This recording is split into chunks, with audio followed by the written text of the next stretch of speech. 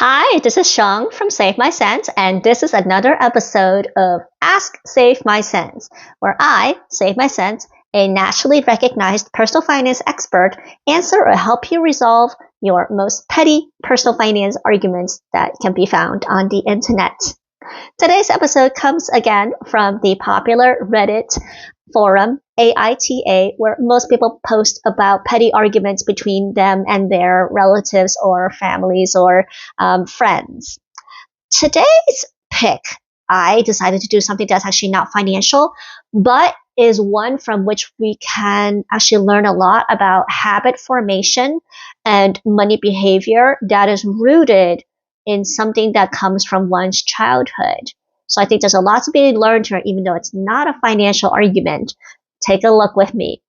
So the title is AITA for blowing up at my parents for something that my adult sister did.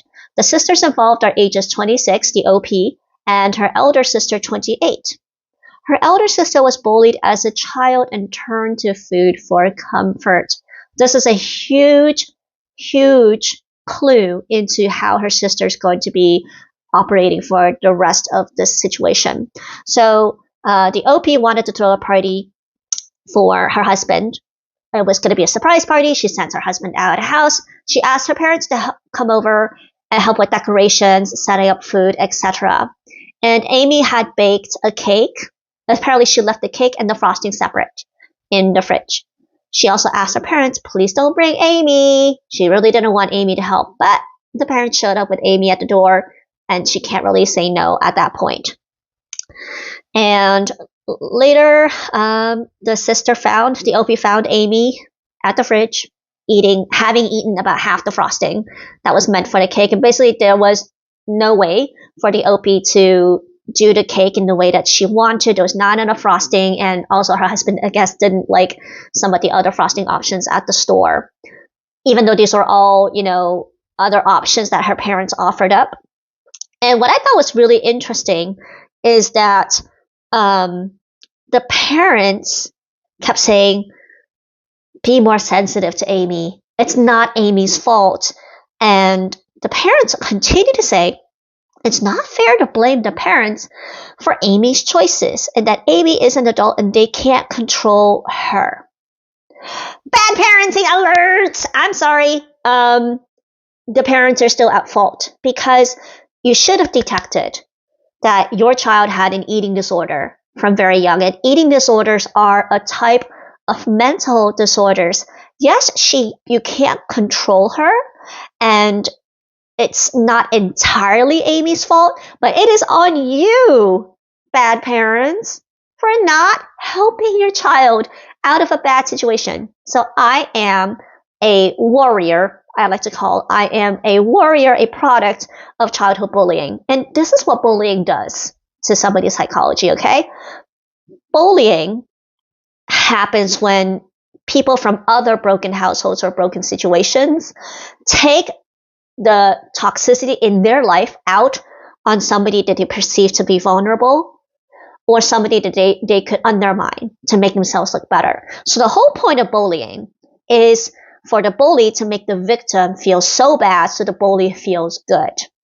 And so the victim, in this case, Amy, probably was teased for some reason or another, bullied. She was made to feel like she didn't deserve the respect and the love that most human beings should deserve compared to this bully. And to self-soothe, like she felt no security in a bullying situation. So she had to turn to binge eating in order to find a place where she could feel secure, that she could feel control, because she is the only one making the choice to eat. It's a form of control. It has nothing to do whether she actually wants to eat or not. And then over time, her brain formed this pathway that whenever Amy feels inadequate or unwelcome, it triggers her to go to a place where she feels like she can be in control and be secure, which is binge eating. She temporarily feels good because food does bring pleasure, especially sugary food. But in the long term, we haven't solved Amy's bullying problem. We haven't taught her self-control. Ooh, thunder. I also can't control the weather. And we haven't taught her how to become an adult. Amy's parents failed to teach her how to adult, and that is where the parents should have stepped in and not wait until Amy's 28 before addressing the situation. Furthermore, we do see this show up in personal finance. I have seen people who, if they continue to be victims of bullying, spend money as an adult, possibly in a uncontrolled binge-like fashion, in areas where they're trying to make up for what they lacked in childhood. So if you're bullied for your looks, you're more likely to spend impulsively on apparel and beauty as an adult. If you were bullied for your intelligence, you might actually be a workaholic as an adult. Hey, that's me. That's where I was made fun of. I was made fun of actually for my academics, and that actually made me go pursue work even more. I totally get it. And the answer to all of this, lies in our psychology, which is we have to be taught how to create a safe space, how to create a sense of control over our lives that do not depend on abusing other things, that don't depend on abusing food, abusing substances, alcohol, drugs, overworking, overbuying things. And Amy's parents completely missed out on this.